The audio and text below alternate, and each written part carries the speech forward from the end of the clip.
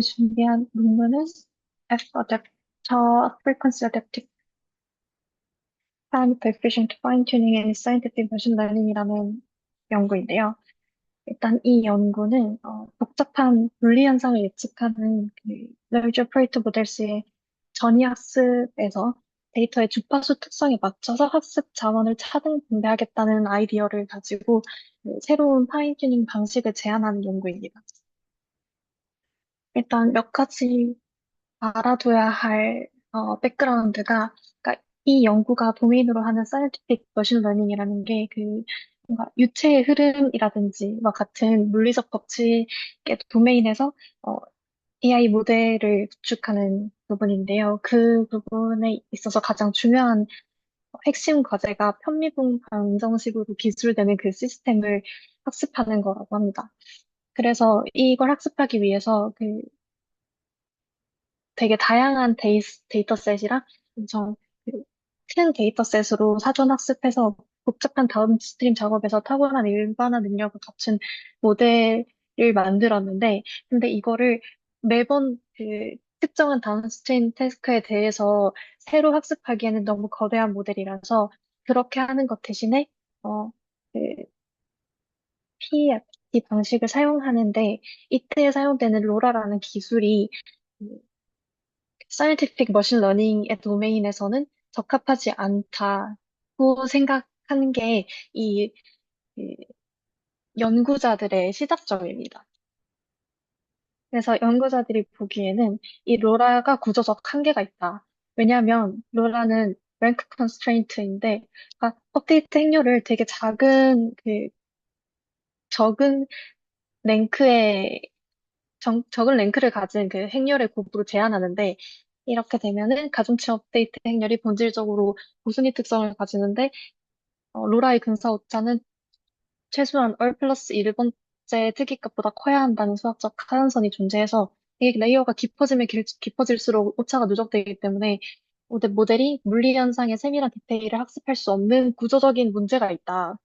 그리고 로라를 사용할 때 리니어 업데이트를 하게 되는데, 물리 현상은 리니어하지 않고 굉장히 비선형적인 변화를 동반하는데, 이렇게 선형으로 덧셈하는 방식은 이런 물리 법칙의 어떤 변화를 유연하게 따라가지 못한다. 그리고 1번 문제랑 연관된 문제인데, 이렇게 각 레이어에서 발생하는 오차가 점점 쌓여서 층을 거듭할수록 그 모델이 수렴할 수 없는 오차의 한선이라는 그 Depth Amplified Error Flow라는 문제가 발생이 된다라는 걸 이 연구에서 실험적으로 증명을 했습니다. 그리고 또 두 번째 모티베이션은 물리 문제라는 것 자체가, 우리가 해결해야 하는 이 PD라는 문제 자체가 굉장히 넓은 주파수 대역에 걸쳐서 정보가 퍼져 있고, 서로 다른 주파수 대역들이 어, 여기서 커플드라고 말을 하는데 복잡하게 얽혀 있다. 그리고 물리 데이터는 고차원의 연속적인 영역에 존재하는데, 이거를 우리가 보통 LLM에서 사용하는 PFT 방식인 로라 기술을 사용해서 했을 때 이게 어, 물리적 불변성이나 보존 법칙을 놓칠 수 있고, 이걸 그대로 적용했을 때 PD해 공간에 내재된, 그러니까 그런 물리 법칙에 포함되는 그런 주파수 적응 구조나 물리 기반 사전 지식이 반영이 되는가, 그걸 명시적으로 반영할 수 있는가라는 물음에서 시작을 합니다. 이 연구에서 제안하는 방식은 다음과 같은데요. 하나씩 차근차근히 말씀을 드리자면, 일단 가장 핵심이 되는 해결 방식, 핵심이 되는 모듈은 이거라고 볼 수 있어요. 어, 이렇게 보시는 것처럼 모델 중간에 어댑터를 추가하는 방식인데요. 이 어댑터가 어, 그 학습 자원을 주파수 대역에 맞게 배분해 주는 역할을 합니다. 그래서 이거의 기본 아이디어는 선형 업데이트를 경량 비선형 어댑터로 대체하고, 그리고 그냥 모든 데이터를 다 똑같은 학습 자원을 사용해서 학습하도록 하는 대신에 복잡도에 맞춰서 학습 용량을 분배하자라는 아이디어입니다. 주파수 대역별 가변 용량 할당이라는 그 방법을 사용하는데요.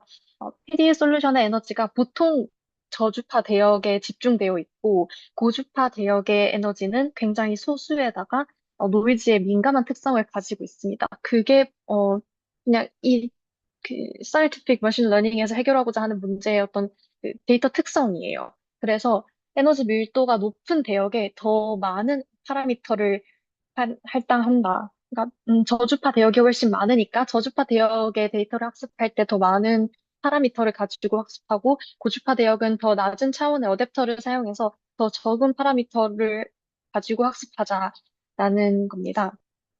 보시는 것처럼 이 피겨 3에서 보시는 것처럼 그 어, 이 도메인의 데이터가 그 저주파 대역에는 더 많이 분포해 있고 고주파 대역에는 좀 더 적게 분포해 있다는 걸 보여주는 피겨입니다. 어, 전체 과정은 다음과 같습니다. 먼저 그 입력 텐서 그러니까 그 데이터를 3차원 푸리에 변환을 통해서 주파수 영역으로 매핑하는데요. 그러니까 이 공간 데이터를 주파수 영역으로 매핑하고 주파수를 그 밴드위치 따라서 그러니까 분할합니다. 그러니까 여기 그림에는 4개 정도로 되어 있는데 이거는 하이퍼 파라미터예요. 그래서 변할 수 있고 그 수리의 개수들을 주파수 크기에 따라서 여러 개의 인접한 방사형 밴드로 분할한 다음에 그 밴드의 중심 주파수에 따라서 어댑터의 그 병목 차원을 계산하는데 이 어댑터의 병목 차원을 계산한다는 말은 이 어댑터의 그 너비를 계산한다고 생각하시면 돼요. 이 너비라는 게 결국 파라미터 수라고 보시면 되고, 그러니까 그 밴드의 중심 주파수에 따라서 이 밴드의 주파수를 학습할 때 얼마만큼 넓은 어댑터를 할당할 건가를 계산하는 과정입니다. 그 이후에 그 밴드별로 독립적인 툴레이어 MLP 어댑터를 통해서 비선형 업데이트를 수행하고 수행된 이후에는 계산된 주파수를 다시 원래처럼 공간 영역으로 번안한 다음에 이를 백프롭해서 잔차 방식으로 더하는 게 그 F 어댑터의 전체 파이프라인이고요. 이 연구에서 핵심 아이디어는 그렇게 어댑터를 통해서 내가 밴드로 분할해서 그 어댑터의 너비를 분배하고 차등 적용하겠다라는 거고, 이 연구에서 개발한 주요 알고리즘이자 메커니즘이라고 할 수 있는 게, 이렇게 그러면 그 주파수를 무슨 기준으로 그렇게 놔두고, 무슨 기준으로 어댑터의 너비를 계산할 거냐라는 거겠죠. 그 계산하는 방식은 다음과 같습니다. 여기서 B가 그 특정 밴드 B번째 밴드의 어댑터 크기이고요. 민과 맥스는 하이퍼 파라미터라서 전체 모델을 생각했을 때 이 전체 어댑터의 최소와 최대 차원을 얘기합니다. 그러니까 가질 수 있는 최대와 최소 차원이고, 음, 그리고 여기는 FB가 해당 밴드의 중심 주파수입니다. 해당 밴드의 민부터 맥스까지를 그 차의 중심이에요. 그리고 공유를 제어하는 하이퍼 파라미터가 여기 있는 작은 p 지수 파라미터인데 이건 그냥 음, 그 해당 밴드의 중심 주파수의 크기에 따라서 이걸 얼마나 예민하게 반응하게 할 거냐를 결정하는 지수입니다. 여기 보시면 이게 그러면 해당 밴드의 중심 주파수인데 이게 작으면 작을수록 이 값 전체가 1에 가까워질 테니까 그러면 어, 전체는 민에서 그 민과 맥스에서 민을 뺀 차를 그대로 더하게 되는 거랑 똑같겠죠. 그럼 점점 더 맥스에 가까워질 거고, 그리고 FB가 커지면 커질수록 이 값이 0이 되니까 이 팩터에 곱해지는 값이 0에 가까워지면 가까워질수록 가질 수 있는 가장 작은 어댑터 너비를 가지게 될 겁니다. 그리고 또 하나는 그 문제에서 로라를 사용했을 때 선형 적으로 반영하는 건 물리 법칙을 제대로 반영하지 못한다라는 게 모티베이션 중에 하나였는데 그걸 해결하기 위해서 단순히 선형 업데이트가 아니라 그 여기 보시는 것처럼 다운을 하고 그리고 그 가우시안 분포 활성화 함수를 사용하고 그다음에 다시 업 프로젝션을 해서 이어지는 비선형 구조를 채택해서 음, 그 근사 능력을 유지합니다. 또한 Zero Initialization 전략이라고 학습 초기 단계에서 모델이 사전 학습된 지식을 그대로 보존할 수 있도록 하기 위해서 어프로젝션 가중치를 0으로 초기화해서 처음 시작 시점에는 어댑터가 항등 함수로 동작하도록 합니다. 그리고 이렇게 제한된 방식의 성능, 이렇게 제한된 방식의 컨트리뷰션을 청량적으로 보여주기 위해서 두 가지 실험을 진행하는데요. 첫 번째는 3D 나비어 스트로크 포캐스팅이라고 나비어 스트로크라는 그 유체의 흐름을 예측하는 어, scientific ML에서 사용되는 실험입니다. 10억 개 파라미터를 가진 거대 연산자 모델을 기반으로 그 3D 나비어 스트럭처 예측 작업에서 다양한 PFD 기법들의 성능을 비교하는데요. 모든 비교 대상 중에 그 F 어댑터가 가장 낮은 에러를 기록하는 걸 보실 수가 있고요. 그리고 주파수 적응형 구조가 없다는 것이 차이점이고, 그리고 가장 이 논문에서 음, 강력한 비교 대상으로 생각하는 바닐라 어댑터보다 3에서 5.2% 정도 더 높은 정확도를 보여줌으로써 주파수별로 가변적으로 용량을 할당하는 것이 유효함을 입증하고 있습니다.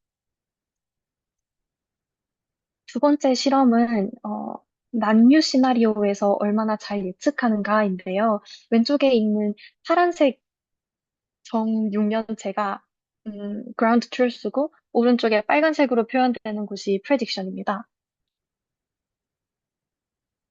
제가 여기 이걸 안 달아놨네요. 라벨을 안 달아놨는데 두 번째에 있는 게 F 어댑터고 왼쪽에 있는 게 로라로 기억합니다. 네. 그래서 그 죄송해요. 이게 바닐라 어댑터고 이게 F 어댑터고 이게 로라입니다.